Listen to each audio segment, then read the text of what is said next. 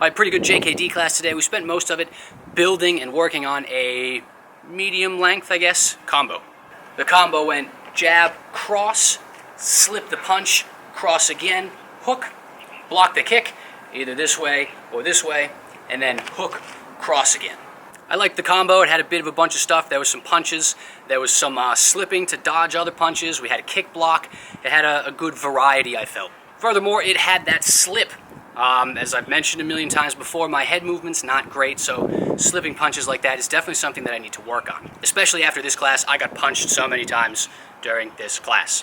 After the combo, we did some light free sparring, and I just kept getting hit. I just couldn't dodge anything. So in cases like that, combos where I get to practice the slip without too much bad stuff happening if I do it wrong, like getting punched a bunch of extra times, are good. I need that sort of risk-free practice, I think, to build myself up with baby steps until I get, hopefully, less terrible at head movement, slipping punches, leaning and moving where I need to move, stuff like that. I also think I'm starting to figure out the hook. I mentioned before that I'm used to throwing hooks like this with my hand sideways, but we've been throwing them with the fist up like this. I think I figured it out. Throwing it up like this, I really need to be much, much closer to the target.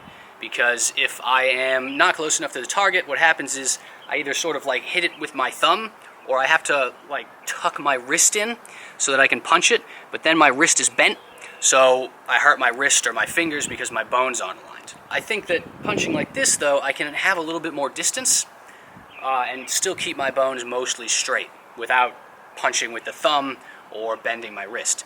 So hand-up punches seem to be pretty effective if I can close the distance. So if I can do my combo and then come in, so now I'm nice and close to either the pad or my partner, then that fist-up hook punch is good. But if, for whatever reason, I'm a little farther away, I can't really throw that fist up. I gotta turn it to the side. I'm not sure if one is inherently better than the other. Like, I'm not sure if you can get more power out of one versus the other one, or if one is more or less safe. But that's sort of the conclusion that I came to in that class. If you know anything about that, leave me a comment down below. Overall, good class. I got to practice a lot of stuff that I needed to work on. I got to work on that head movement. I got knocked down a peg, which is okay, I guess. Maybe I was getting a little too full of myself. So that's okay, I guess. Here's hoping we keep working on similar stuff in future classes so that I can slowly but surely, hopefully surely, get better. So I thought I'd been getting a little better, but maybe I jumped the gun a bit, not getting as much better as I thought I was. All right, here we go. I think today's the last JKD class of August. Goal for today is to get punched in the head less than I did last week, because I got punched in the head way too much last week. All right, the last JKD class of August was outside, which is why I have no footage from it. I had seen videos the instructor had posted of stuff done outside, but I had never been outside until this class. Other than being outside, it was relatively normal. We did some warm-ups, then we worked on techniques, and then we did some conditioning at the end. The only difference was that our space was different shaped than normal because we had to be sort of working around people walking by and stuff.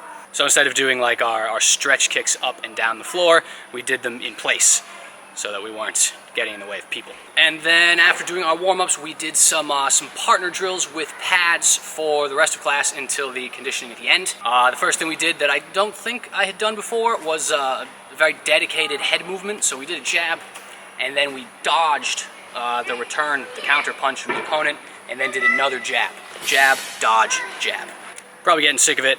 I like the head movement. I'm not good at it. I need to practice it, so I liked that drill. Then after that, the other two that we did were a defense to a kick and then a counter.